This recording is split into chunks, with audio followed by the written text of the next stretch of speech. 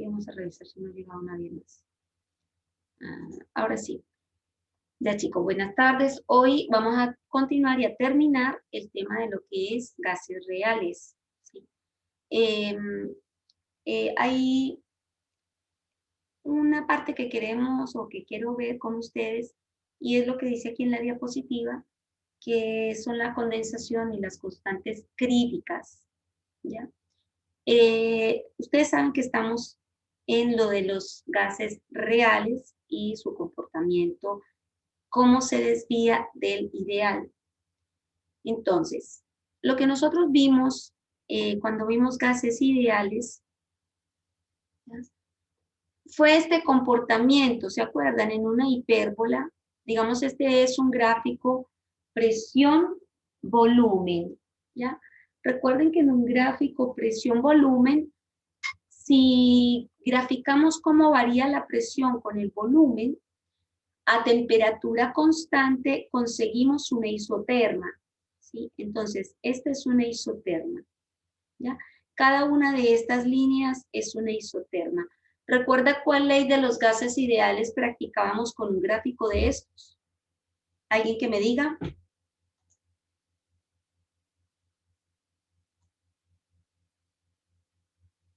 Raúl Gacitúa, por ejemplo, ¿qué ley de los gases ideales podemos graficar en una isoterma?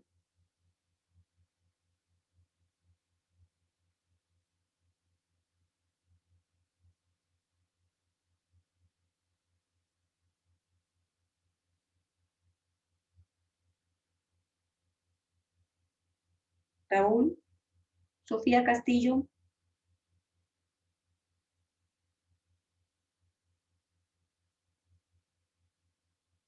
¿Qué ley, profe? ¿Sí? ¿Qué ley de los gases ideales? O sea, la ley de Boyle. Ley de Boyle. Muy bien. Recuerden que la ley de Boyle es a temperatura constante. Entonces, en un gráfico está presión, volumen, y si queremos ver cómo cambia la presión con el volumen, entonces a temperatura constante obtenemos este tipo de gráficos. Ahora, cuando un gas se comporta como el ideal, recordemos, vamos a encontrar una hipérbola como esta. ¿Ya? Sí, recuerden, como esta de acá del principio, la que estoy señalando. Pero resulta que los gases reales, ¿ya? No se comportan así. Y se encuentra, por ejemplo, esto es un gráfico experimental a diferentes temperaturas. Estos son gráficos de diferentes isotermas del dióxido de carbono a diferentes temperaturas. Entonces tenemos una isoterma a 20 grados centígrados, que es esta que está aquí.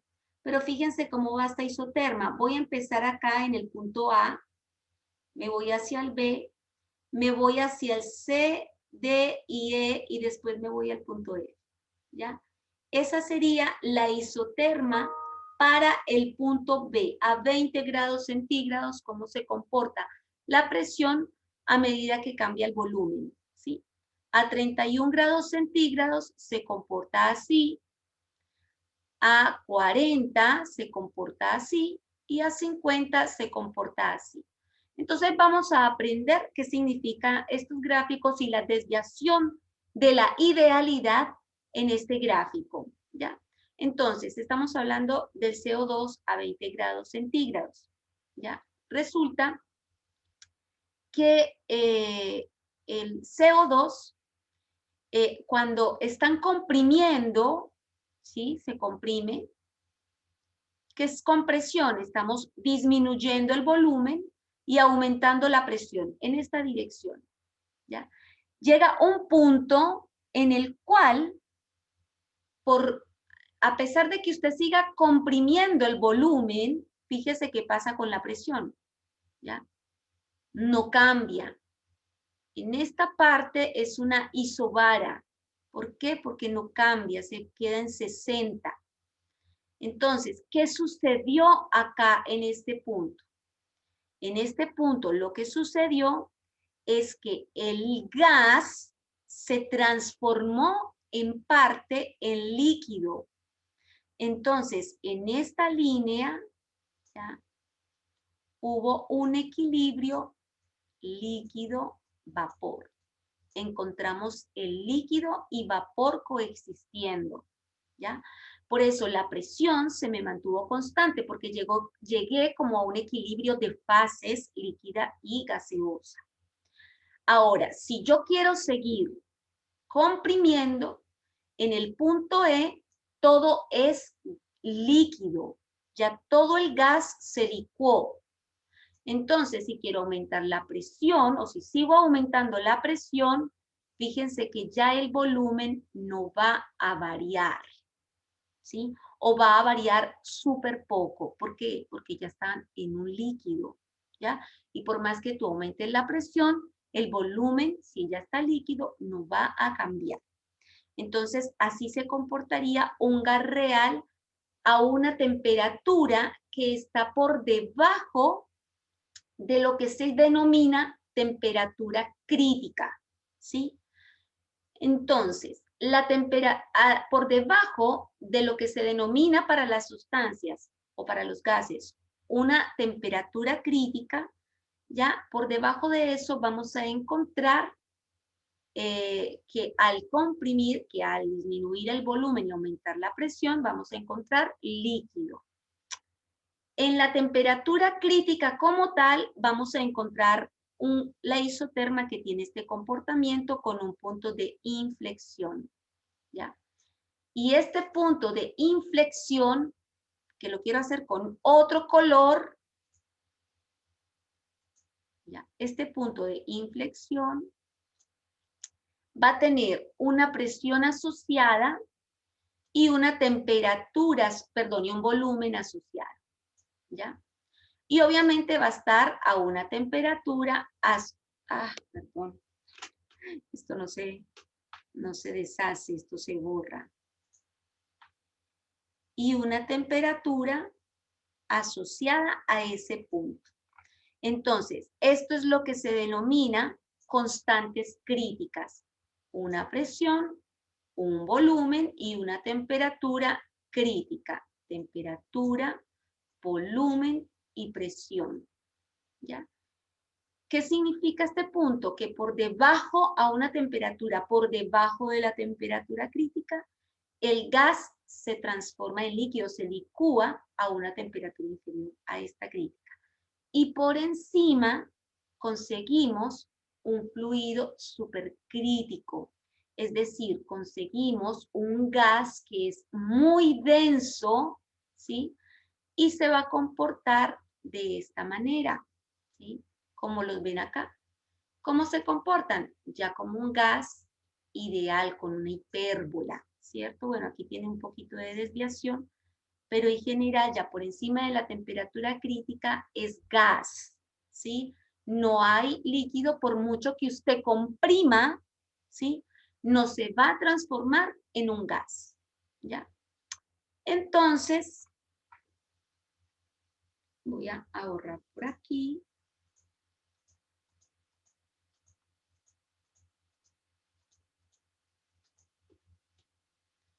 En una isoterma inferior a la temperatura crítica, se observa la formación de un líquido por condensación del gas, ¿sí?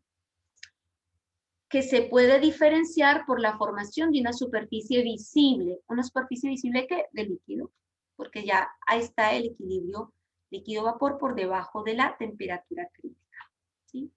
Y a una temperatura mayor, la muestra es una sola fase gas que ocupa el volumen completo del recipiente. Esta fase puede ser mucho más densa de lo que normalmente consideramos. ¿Cuándo es muy densa? Cuando tenemos una temperatura muy alta y tenemos una presión alta. Entonces, esta fase, que puede ser mucho más densa de lo que nosotros normalmente consideramos como gas, es a lo que nosotros le llamamos fluido supercrítico, que más adelante vamos a ver para cuáles son los usos de un fluido supercrítico. Entonces, por ejemplo, este gráfico de acá es un gráfico para el dióxido de carbono. Entonces, la presión crítica es 72,9 atmósferas, como lo podemos ver aquí en la escala. Tenemos un volumen crítico de 94 centímetros cúbicos por mol. Aquí esta escala está en decímetros cúbicos, pero es aproximadamente eso. La temperatura crítica es 304,2, es decir, 31,04 grados centígrados o 304,2 Kelvin. Con estos parámetros tú puedes sacar el factor de compresión con esas constantes críticas, ¿sí?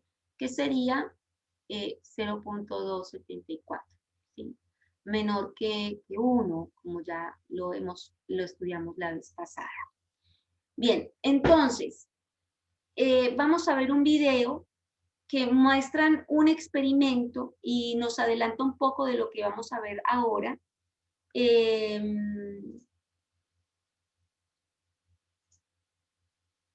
A ver, ¿cómo es esto? Ah, si salgo de esto. No me permite esperar.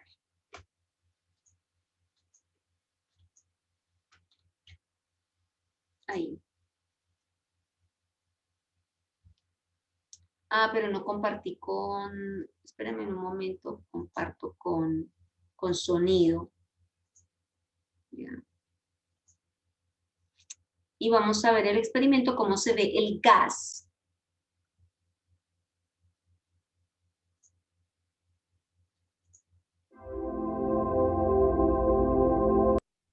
Esta parte no la voy a grabar, ¿sí? Entonces voy a dejar de...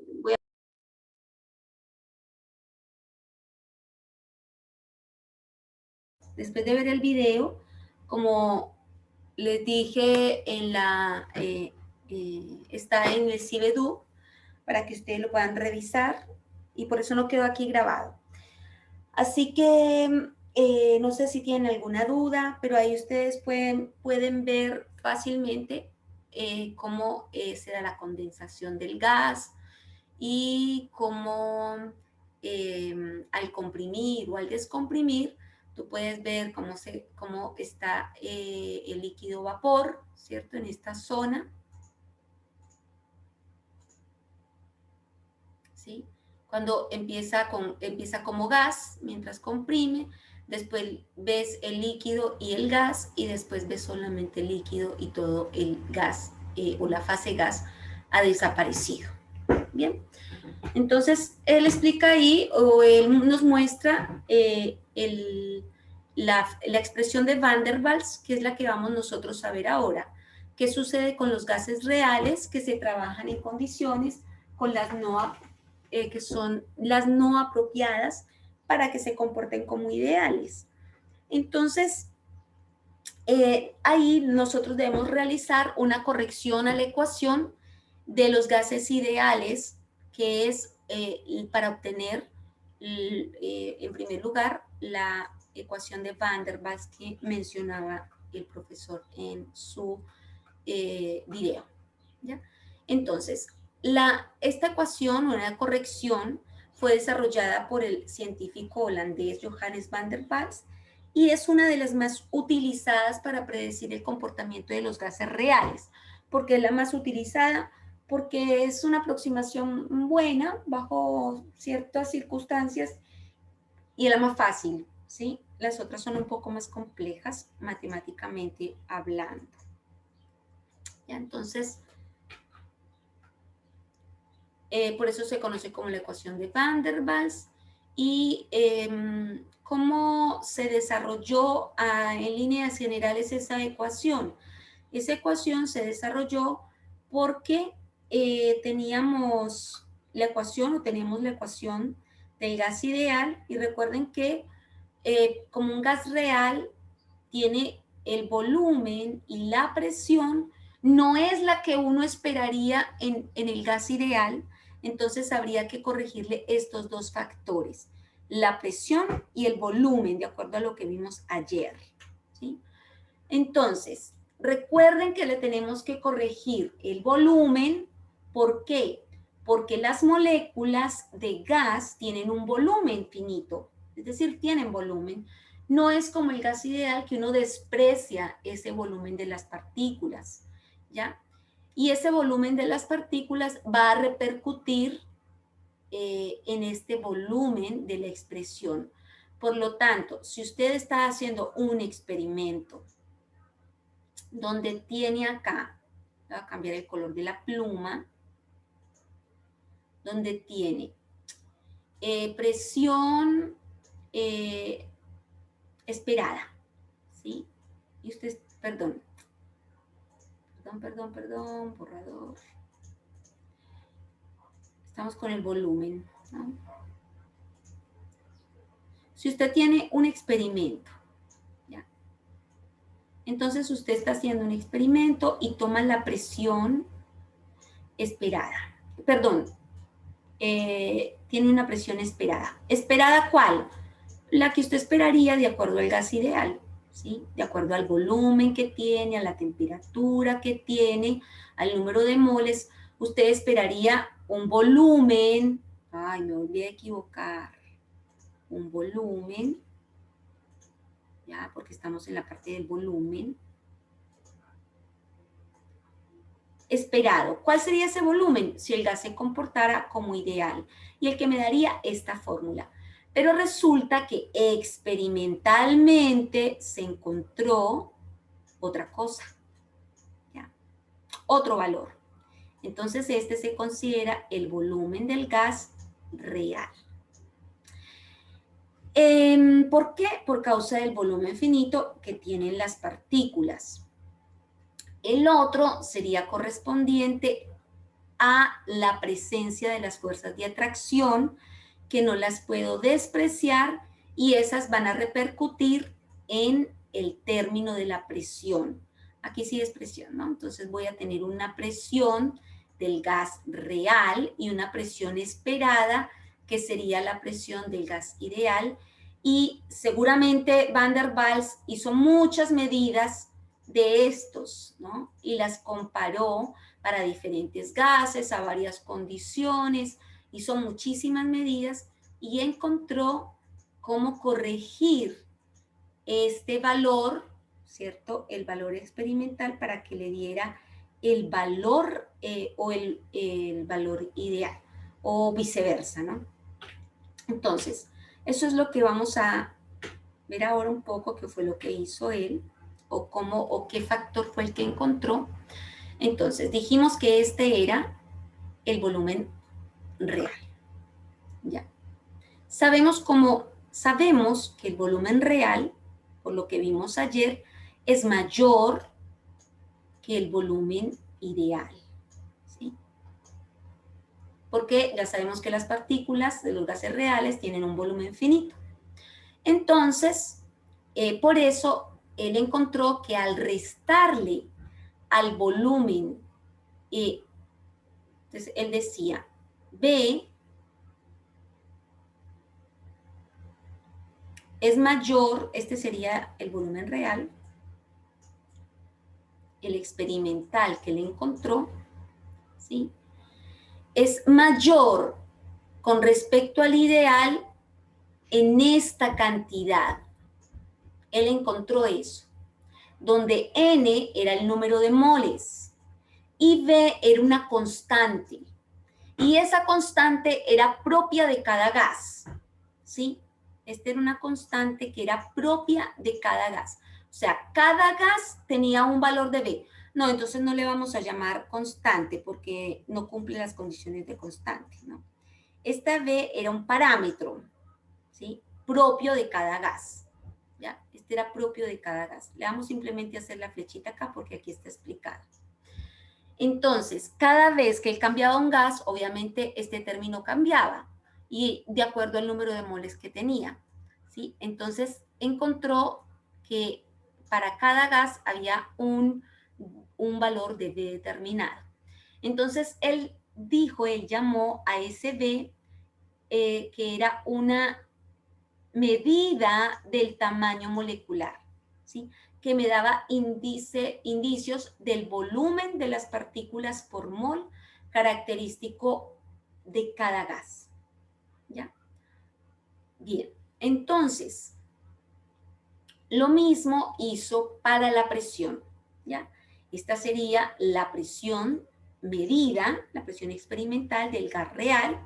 Y recuerden que la presión del gas real, ¿ya?, cuando las fuerzas de atracción molecular son importantes, es menor a la esperada para el gas ideal, ¿ya?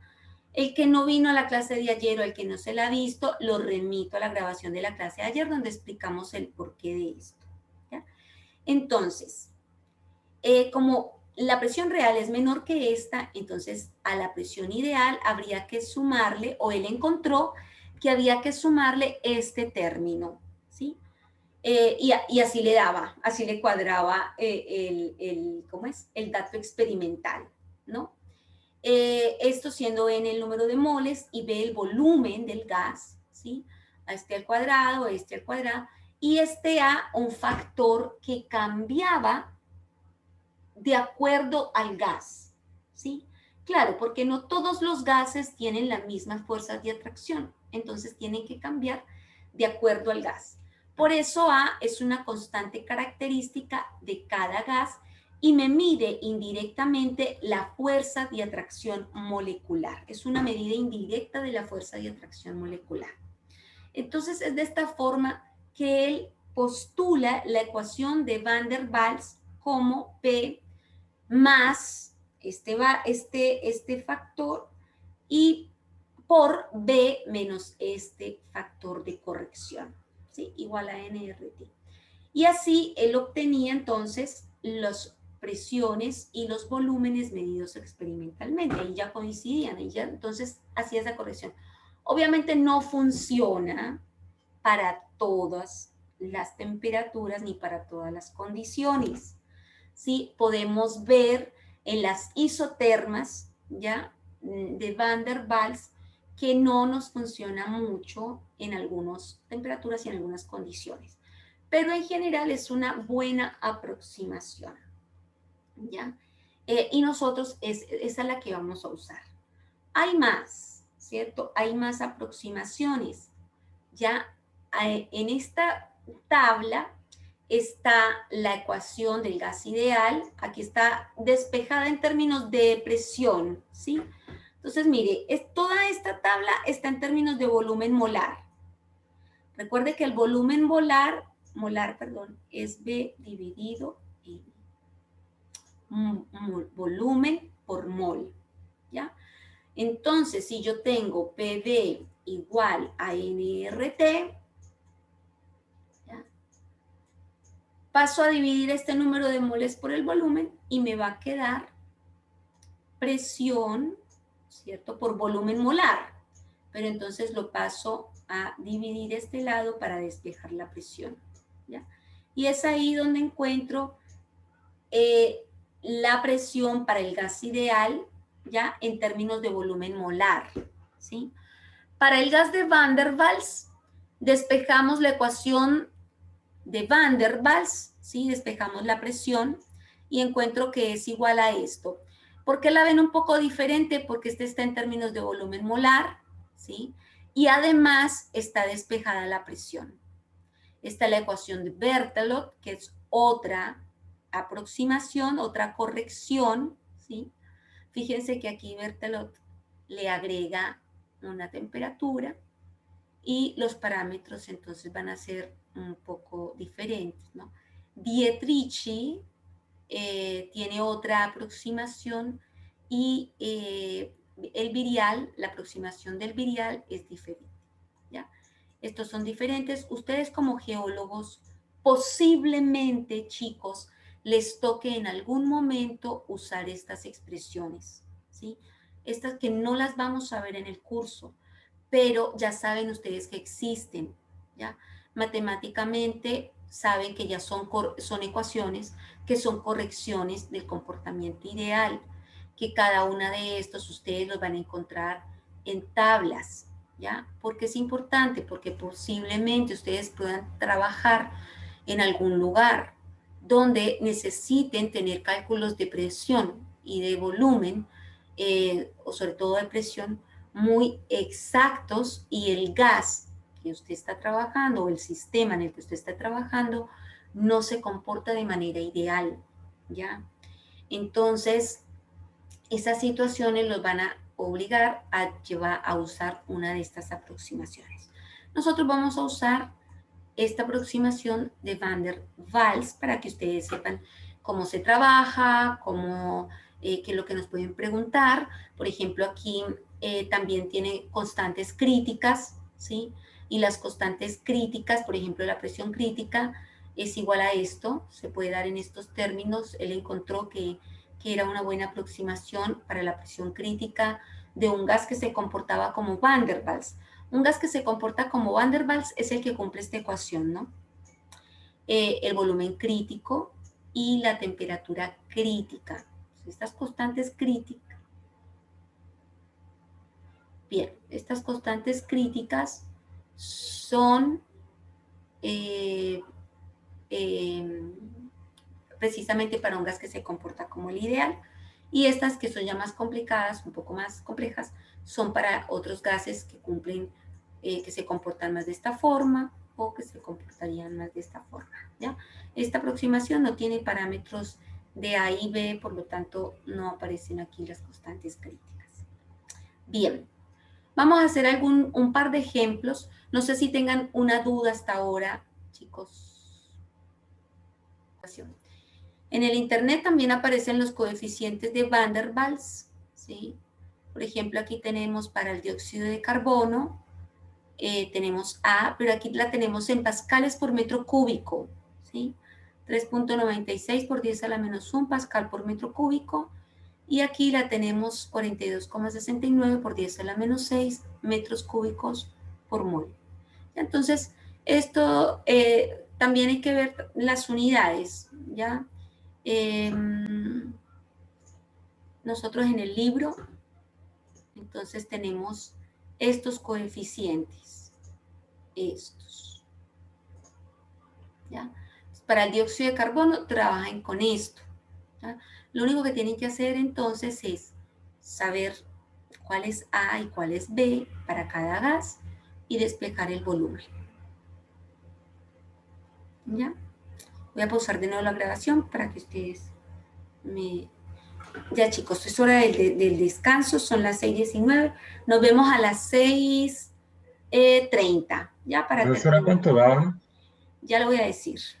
Profe, yo no lo pude hacer. No lo pudo hacer. Yo puedo decir lo mismo. Profe. ¿Cómo? Yo tampoco pude hacerlo. ¿Quién lo pudo hacer?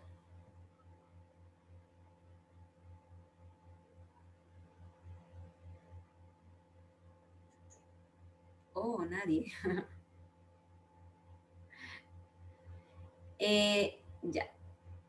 Este es un ejercicio. Fíjense que el volumen molar está aquí como volumen al cuadrado y como P, ¿cómo es? Elevado a la potencia de 1, ¿no? Este ejercicio, yo voy a dejar de compartir por acá un poquito, fin de la presentación, y me voy a ir al libro. Este ejercicio está resuelto en el libro, ¿ya?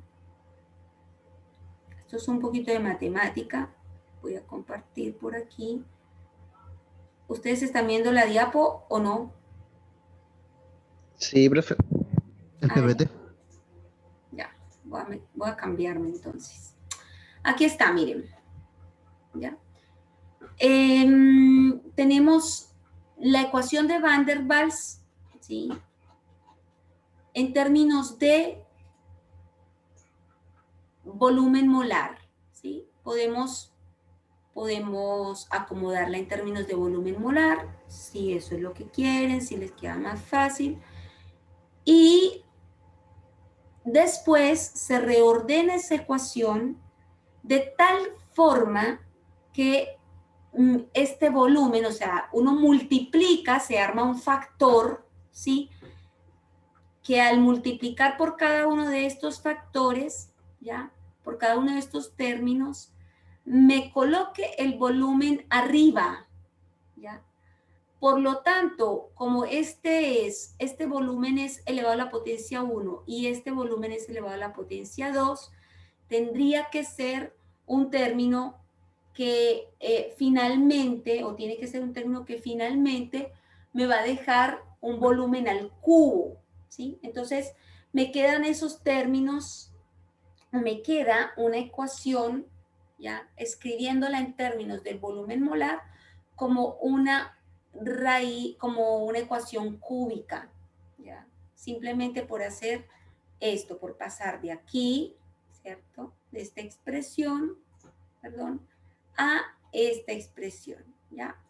Ustedes simplemente se arman un término donde al multiplicarla por ella les permita que los volúmenes queden como numeradores.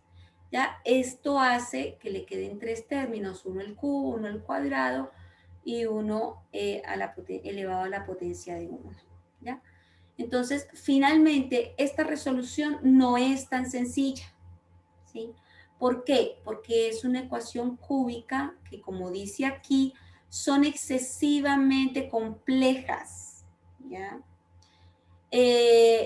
Por eso, estas ecuaciones son para resolver con una calculadora científica, ¿sí? O con un paquete de software comercial, ¿ya? Yo este ejercicio lo tengo explicado y lo tengo resuelto, creo que lo tengo resuelto en un video para presentárselos por si a ustedes no les llega a dar. Trátenlo de hacer primero, aquí está la expresión a la cual, está más fácil, llegar aquí es más sencillo, ¿sí? Llegar a la ecuación cúbica es más sencillo.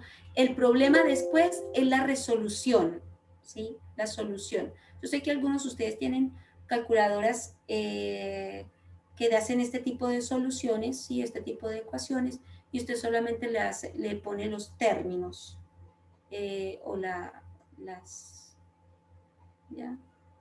Entonces, finalmente va a tener una ecuación cuando uno reemplace, ¿ya? Todos los términos, todas las R, las temperaturas, las presiones, le va a quedar de esta forma, ¿sí? Y la raíz que le va a dar es 0,37, ¿ya? Así que les queda de tarea. Esto está en el libro de Latkins. Voy a ver si les puedo subir este PDF para que lo revisen, para que lo analicen, para que lo vean y hagan el ejercicio más a conciencia. Bien. Pero es eso, en la matemática, cuando ustedes les ponen a despejar volumen, se complica el asunto. Es más fácil cuando les ponen a despejar presión, ¿sí? Porque presión es simplemente irse a esta ecuación, ¿ya? O a la otra de Van der Waals que vimos acá. ¿Sí? Esta. Entonces la presión es más fácil. Ahora, siempre las preguntas que surgen en este tipo de ejercicio es, porque hay algunos compañeros que dicen, si me piden la presión, entonces digo que presión va a ser igual y me despejan de este término, ¿ya? Como dicen que la presión real es P más AN cuadrado, ¿cierto? Me empiezan a despejar de este término, ¿ya? Y no es así. Si a ustedes les piden presión, tienen que considerar todo, ¿ya? No se hace así. Tienen que considerar todos los términos y despejar la presión de acá. ¿Por qué? Porque si bien tienes que tener en cuenta también tienes que tener en cuenta el factor de corrección para B, porque no solamente la presión va a estar corregida, sino también el volumen.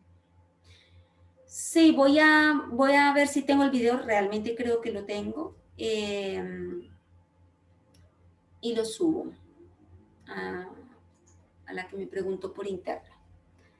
Bien.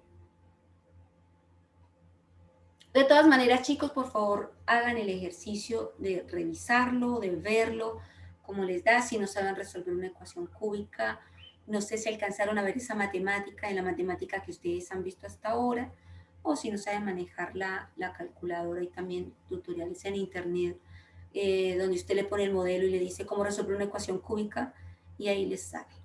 Bien, el segundo ejercicio es, nos dice de un gas a 350 Kelvin y 12 atmósferas, que tiene un volumen molar que es 12% mayor que el calculado mediante la ley de los gases ideales.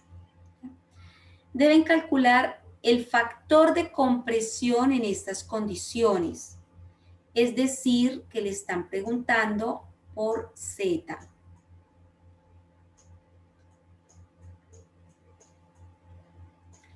Y tienen que calcular el volumen molar del gas.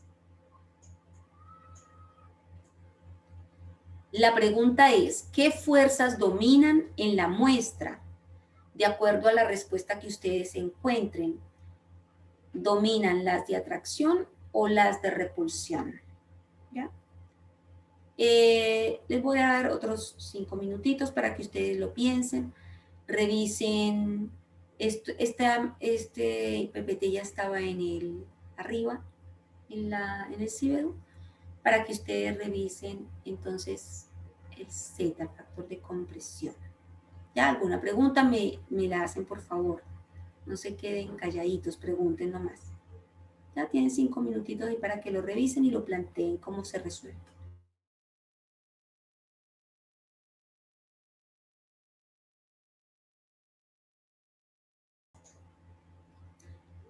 Que el factor de compresión es igual a P por el volumen molar por R por T. ¿Ya? Entonces, el volumen molar, dicen que es un gas que está bajo estas condiciones tiene un volumen molar mayor que el calculado mediante la ley de los gases. Entonces, como dicen volumen molar, quiere decir que si yo hago esto, mira, P por B dividido N, ¿ya? Eso es volumen molar, ¿sí? Entonces, P por volumen molar, ¿ya? Igual a RT. Entonces, yo puedo calcular el volumen molar. Voy a calcularlo, voy a despejar acá de una vez esto. Sí, ya. Y ahí obtengo el volumen molar, pero este es el volumen molar del gas ideal.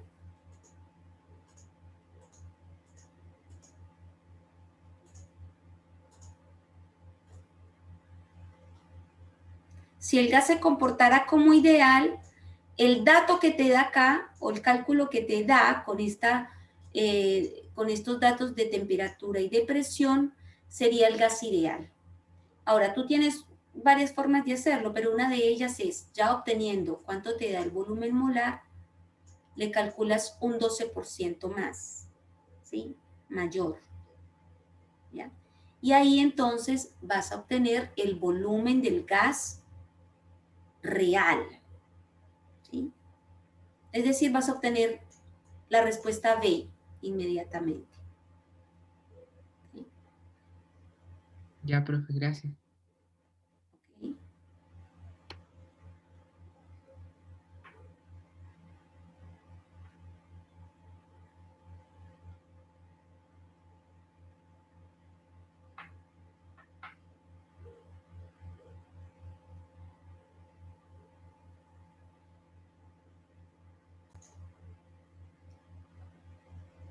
¿Cuánto les da el volumen molar acá?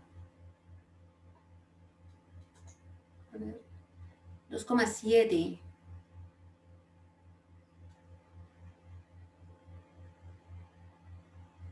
Mm, 2,7178. Pero, o sea, la respuesta A, B o este volumen ideal, o el volumen del gas ideal. Ya.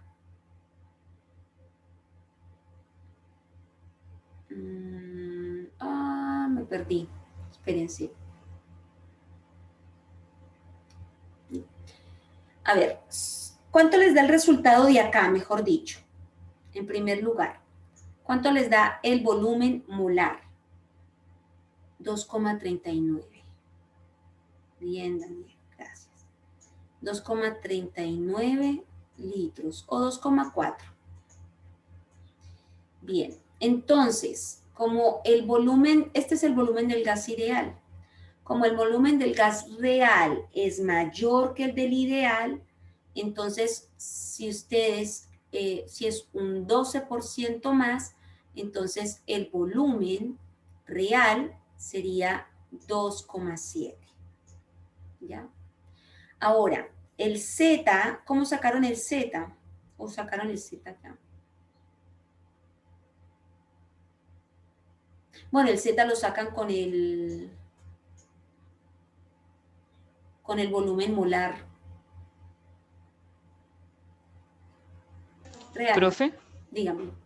yo no entiendo cómo hacer eso del 12% mayor. O sea, que solamente en el 2,39 litros. Yo hice regla de 3, onda 2.39 y lo multipliqué por 1.12. Exactamente, porque no Ah, ya, gracias. Exacto. Ujú. Profe, Dígame. el Z del volumen molar es el ideal o el que sacamos después. El real. Este es el gas ideal. Ah, ya. Entonces, el volumen molar del gas real, como es un 12% más, entonces tú dices que este es 2,39 para sacar el volumen real. Voy a hacerlo por acá. Para sacar el volumen real, tienes que multiplicar el volumen molar del gas ideal, ¿cierto? Por 1.12. ¿Por qué? Porque es el 12% más. ¿Ya?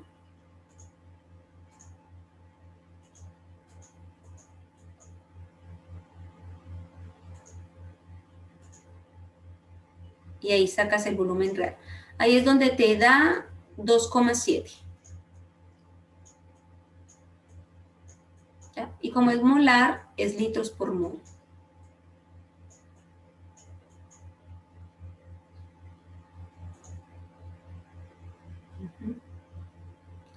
Exacto. Sí, ahí lo que está diciendo Daniel en el chat es lo que uno hace en general. Bien, entonces, el Z, ¿ya? ¿Cómo lo sacas? Con el volumen real, ¿sí? Con el volumen que te dio acá, lo sacas. O más fácil, ¿ya? Como el volumen real, ¿sí? Como el volumen real. O mejor dicho, sí, el volumen real es 1,12. El volumen ideal, ¿ya? Entonces, el Z ni siquiera tengo que saberlo para poder calcularlo, porque yo sé que si este volumen es 12% más, entonces el Z va a ser 1.12, ¿ya? Simplemente con eso. ¿Por qué? Porque el volumen ideal va a ser, perdón, el volumen real va a ser 1.12 por el volumen ideal. Profesora, ¿qué era el Z? ¿Ah? ¿Qué era el Z? El factor de compresión. ¿Sí? Porque lo que yo hago acá es reemplazar este volumen molar del gas real por 1.12, ¿sí? Del volumen ideal. Entonces, por eso me da 1.12.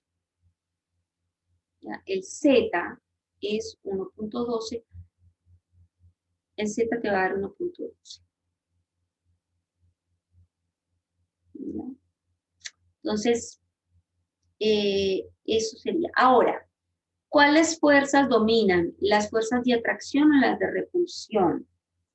¿Cuáles creen ustedes de acuerdo a lo que vimos en la clase de ayer? De repulsión. ¿Ah? De repulsión. De repulsión. Exactamente, porque vamos a irnos para arriba.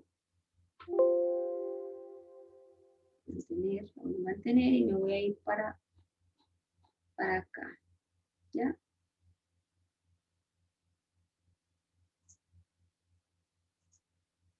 ¿Sí? Donde vimos que a presiones elevadas, cuando Z es mayor que 1, dominan las fuerzas de repulsión. Entonces estamos en un gráfico donde dominarían las fuerzas de repulsión. Porque tenemos, voy a ver un gráfico mejor que este.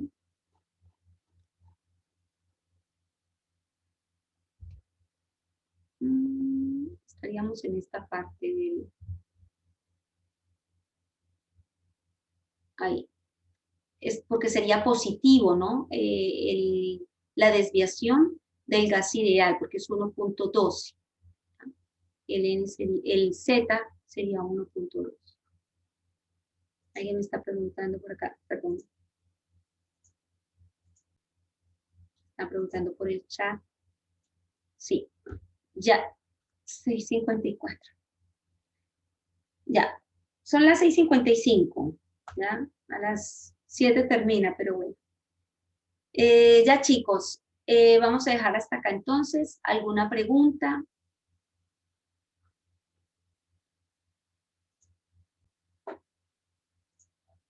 ¿Preguntas? Profe, ¿va a dejar alguna guía?